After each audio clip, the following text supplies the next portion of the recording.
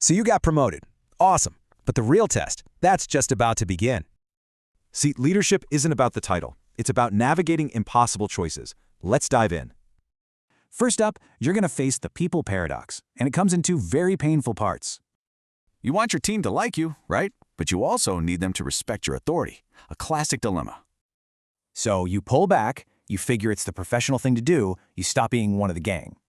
But your team, they don't see a professional. They just feel rejected. And that trust starts to crumble.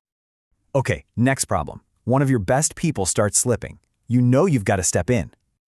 But, that difficult conversation? It's terrifying. What if it just makes everything awkward? So you say nothing. You just hope the problem kind of solves itself, right?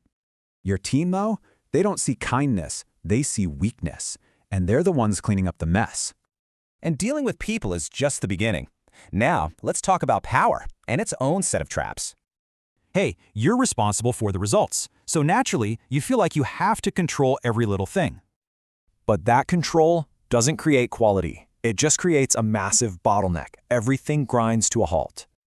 They don't feel supported. They feel micromanaged, like you just flat out don't trust them to do their jobs.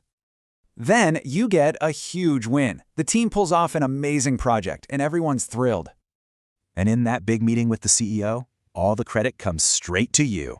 Feels pretty great, right? But back at their desks, your team feels invisible. It's like all their hard work just got erased.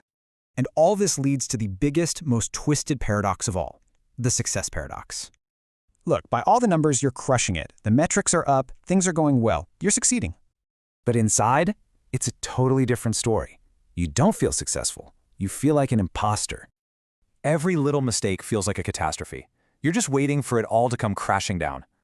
Here's the thing. These aren't just problems. This messy, ambiguous stuff is the real work of leadership.